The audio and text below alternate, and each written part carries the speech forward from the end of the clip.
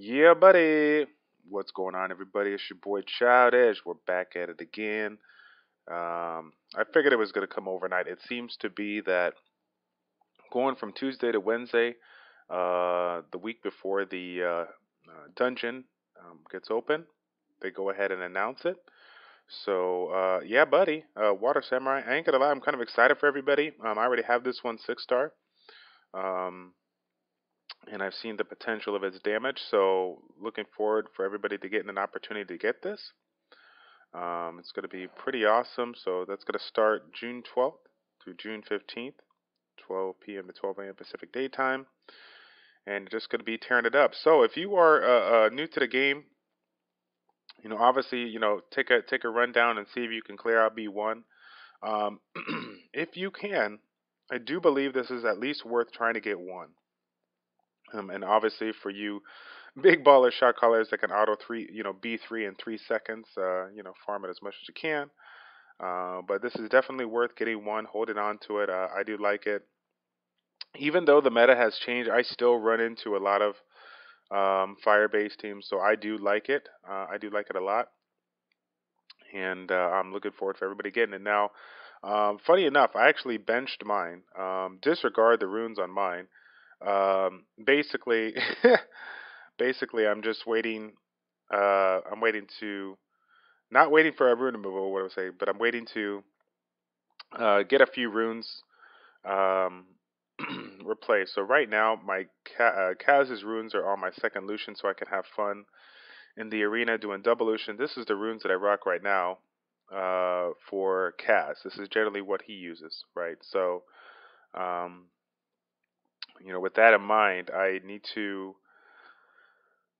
think of a way in order to make him, viable in the current arena offices that I use. So you guys know that I generally use Jameer, Corona, Chandra, Hua, and Bella, and all of them have anywhere from 130 to 40 to 50 speed and more, upwards of 220 speed. So right now with a unit with three fast units and then a random slow unit that is a defense break or whatnot, it just doesn't seem to be working out too much. That being said, with the rage blade that I had on him, attack, crit damage, attack, it did an absurd amount of damage. You don't have to spec, and I made a video about this, guy. So this is just a recap.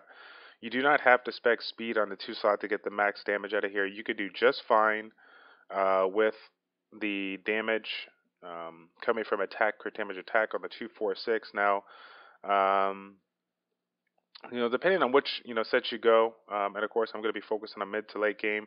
If you guys are interested in all aspects of the game, Nick the Greek, I believe, has made a video talking about the different levels and variants. So check that out. Shout out to Nick the Greek.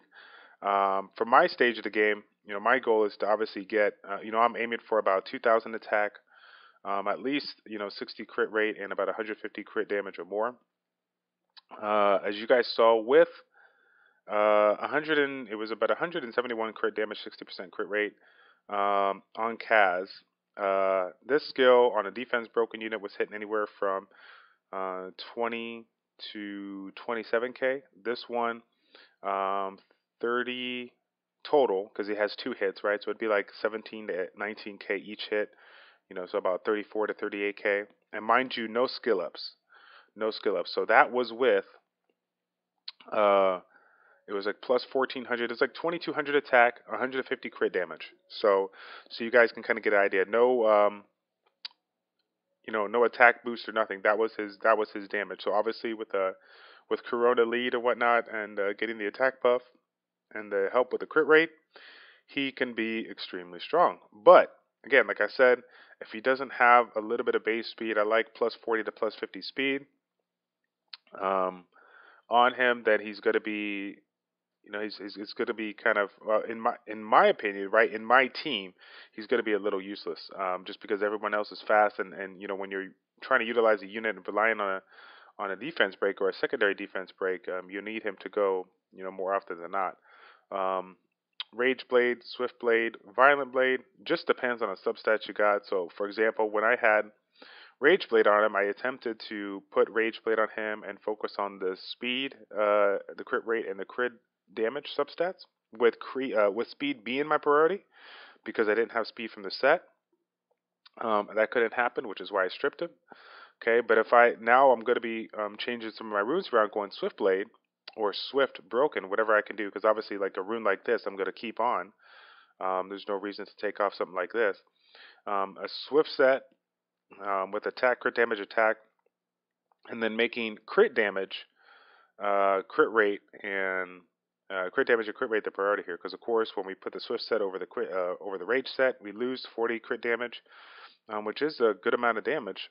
And so, being able to find, being able to find runes that have those crit rate and crit damage substats is going to be very beneficial. So, yeah, but again, I literally threw him in my what's it called, monster storage, because I just didn't have the runes to do it. Now, of course, we threw some runes on here, so just for shits and giggles, whatever. But generally, I really do like a Rage Blade or a Swift Blade.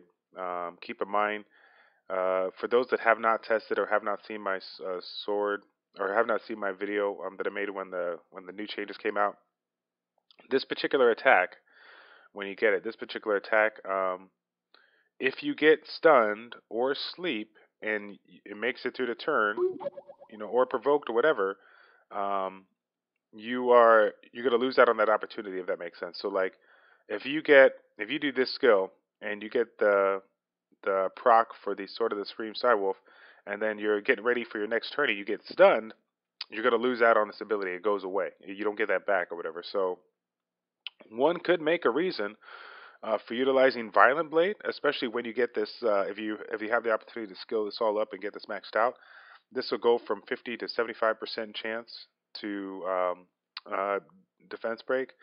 That being said, it's 75% chance, not 100% chance. Okay, I'm still going to value units like Darien, Bella, stuff like that have the 100% chance in there. But if I decide to take a team that has 2 defense breakers, I have no problem with him being the second defense breaker, so that I can keep it all the time.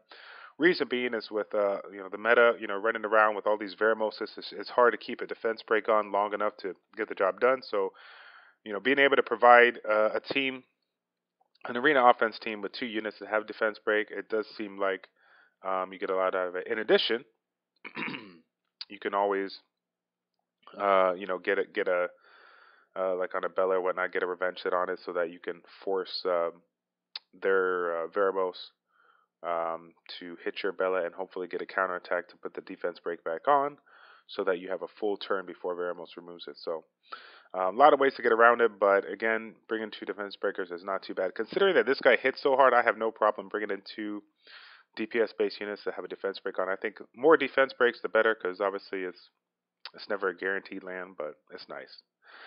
That's pretty much it, guys. Back in the day, we used to go over all the different samurais, because they would, how do I say, they would, have them within the maps and whatnot. But as far as the changes in these last B2 and B3, they've actually mixed up quite a bit of units that they provide. If you remember B3 last time for the bomber, they had quite a few different units in every lineup that were, just, wind, water based, whatever. So, as far as that goes, I'll leave it at that, just so you guys can get amped, get pumped up, get psyched. It's about to go down. It's about time to get this HOH out. Yeah, buddy, I'm super excited. So again, guys, thank you all for tuning in. It's been a pleasure to make these videos for you as always. It's the boy ChildishPlays, checking out. Take care, and we'll see you next time. And there's the fail.